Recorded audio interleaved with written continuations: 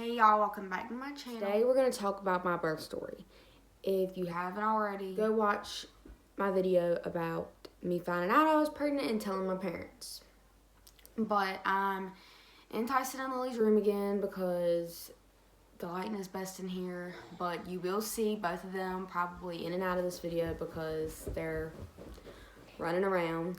And yeah, they don't want to take naps today for some reason, so just forewarning you. But we're gonna jump right into it so we can get this video made. And Lily's already going to be dancing, but it's fine. So My due date was October 15th, and my pregnancy was fine. I mean, everything was good throughout my pregnancy. So I switched my doctor At 20 weeks because the doctor that I was going to, I didn't like. And the doctor that I switched to delivered Lillian and my sister Cameron. And I loved him. He was great. It's my Cameron. Shh. but My due date was October 15th. And when I was 30 weeks, Tyson was already head down. so that was okay. I mean, it didn't really mean Anything. Babies It's my sissy. flip whenever they want to. My sissy. But And she's my sister. he was head down because already that early because I was walking a lot. I was working a lot, so I was walking a lot. And then When I was 32 weeks, I started having contractions, and they were horrible. I just remember thinking like this cannot happen because my mom went into labor with Lily at 35 weeks and 5 days. But that had to do with my mom being a diabetic. But Lily was in the hospital in the NICU for 8 weeks after she was born. Obviously, she's fine now, if you can't tell. But it was scary because I went to the hospital at 32 weeks and they hooked me up to the monitors and I was in labor. So it was really scary because I was scared I was going to have him even earlier and he was going to have to be in the hospital. And I just wanted him to be okay. And so first they gave me 2 steroid shots for his lungs if he were to come early. So they gave me those, and then they gave me this shot called Breathril, I think. That's supposed to stop the contractions, and it did stop the contractions, thankfully. And they sent me home and told me to come back if I needed, like if anything else happened, if I was spotted or anything like that. Because at that point, I was at a 1. Dilated to a 1. If you don't know what that means, you have to go from a 1 to a 10. When you get to a 10, you push.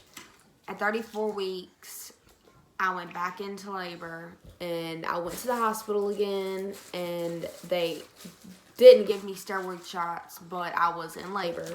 And I was at a 2 centimeters. I was at 2 centimeters dilated, and they gave me the shots again, and it stopped the labor, thankfully.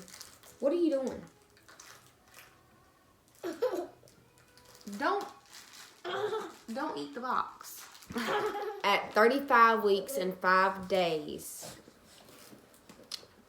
I went back into labor again. I knew it. I had been through it 2 times, so I knew what it was. So we went to the hospital. They gave me the shot. Told me to come back if anything. Else were to happen. So I went home. Bedhead. I went home and they stopped, and the next day, Monday evening, it started again. and I had an appointment. That Tuesday, so I decided just to wait it out because I had been so many times. I just thought, they're aggravated with me, even though I knew that wasn't true. I just felt like I've came up here so many times, I don't want to go again. So the next day, I had my doctor's appointment, and He told me he wanted me to go to the hospital to get checked for preeclampsia, and I didn't know what that is. I still really don't know what it is. and he wanted to do an ultrasound to see how big Tyson was, and he was 5 pounds 4 ounces at that ultrasound. I was a baby. And he sent me to the hospital to get checked and all that fun stuff. And I was about a 3, I think, a 3 to a 4 when they checked me. and I was in labor again. But the catch was this time they said that I was too early for them to induce me, but I was too far along for them to stop it. They told me pretty much just to go home and labor at home and come back when I couldn't take it anymore. So I went home and I labored at home, sat with Jacob, and he rolled my back in the shower and helped me get through the contractions. And I didn't cry once, but Jacob ended up and fell asleep. And at about 2:30 in the morning on a Wednesday, on September 19th, I was like, okay, I can't take this anymore. We got to go. So my mom and my grandma were waiting for the call. So I woke Jacob up. He grabbed up my hospital bag, the diaper bag, the pillows, and we went to the hospital. And they were telling me that they just wanted to wait and see, so they didn't give me any pain medicine while I was there. So they did move me into a real room, but they did not admit me yet. So I had no pain medicine, no relief the whole time until about 7 o'clock that morning. They switched shifts, and the main nurse came in there and wanted to know why I didn't have an IV yet, why I hadn't gotten any pain medicine yet. And I was like, you tell me. I don't know. And so she called me, told them to give me Stadol, which didn't stop the contractions. It didn't make me not feel them. It just pretty much like put me to sleep. So I got that at around 10 o'clock, and I was able to get that every 2 hours. And as long as I wasn't like at a certain dilation, I think if I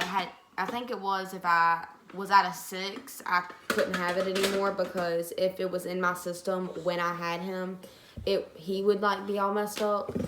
And so we just waited all day long. And my grandma Patty, she helped me labor the whole time.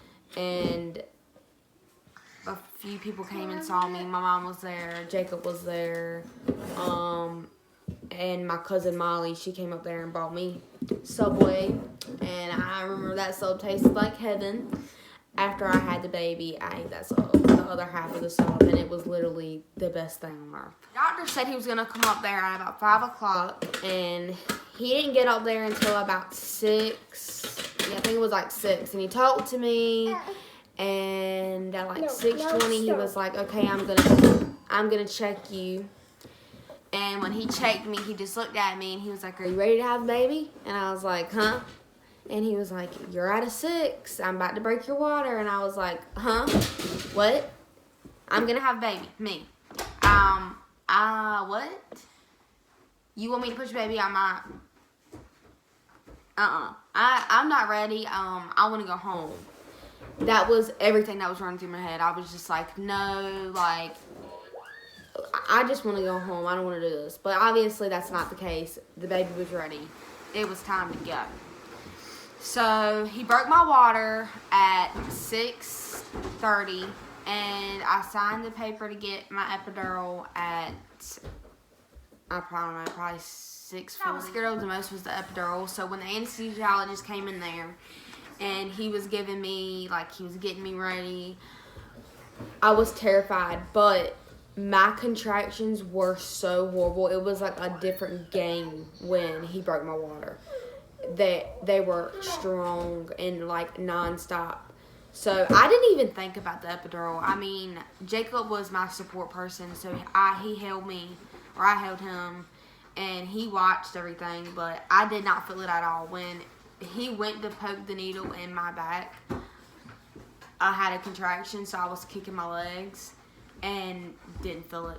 Didn't feel nothing, just felt the contraction. I instantly knew when I got the epidural that it didn't work because I literally could still feel everything. And I've always heard when it happens, like when you get it, you're instantly gonna go numb. I knew that the epidural didn't work and I could still feel everything. So I was telling them, like, you're gonna get somebody back up here to redo this epidural. I'm not going through this without it. So they were like, okay, well, we'll check you. We'll get him back up here. So they checked me and they were like, oh, sweetie, you're a 10. It's time to push. That was at 6:50. 6:50. Because they gave me the epidural at 6:45. And at like 6:50, I was at a 10. Mind you, I was at a 6 at 6:30 or whatever when he broke my water. So that was quick. Shh. So Jacob had went to go get a fresh breath of air after seeing me get my epidural. And when they said that I was at a 10 and it was time for me to push, I started freaking out. And I was like, somebody better get him in here right now. Right now.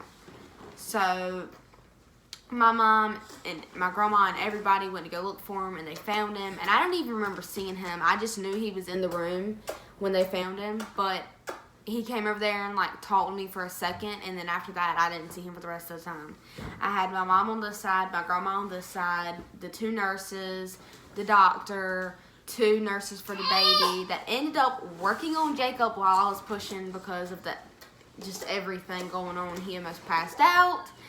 And so I started pushing at 7 o'clock. What is this? And I pushed for 13 minutes. At 7:13, he was here. They told me to listen to them counting when I was pushing and to not like push anymore or push less or push more after the time that they said stop. But when I felt his head pop, if you've had a baby, you know what I mean by pop, I was getting him out of me. He wasn't sitting there. He was coming out. So when I felt I pushed as hard as I could, and he was here. And when he was born, they laid him on my chest, and it was the best thing in the whole world. Like, when you see your baby for the first time, it is literally just the best feeling in the world. Like, you just created this human, and they're here. Like, you're seeing them for the first time. Like, you already love them so much, and now, like, you're finally meeting them. It was great. After he was born, and they laid him on my chest. What? After he was born, and they laid him on my chest, they took him away from me because I didn't know, but he wasn't breathing. And they took him, and they stuck a tube down his throat, and fluid came out of his lungs, and then his color had went away and it was coming back, and they put him on a CPAP machine to help him breathe. And then he was here. He was born at 7:13 on September 19th. He was 5 pounds 4 ounces and 19 inches long, and now he's like 19 pounds 26 inches long and Mine. crazy. So that's my birth story. If you like this video, this one is a little kind of everywhere because I have her and I have him, and they're in here and went to take a nap when I could make this. But if you like this and you want to see more, like and subscribe. How did you know to say that? Yes. Okay, well, do as she said. Subscribe. Yep. All right, bye, y'all.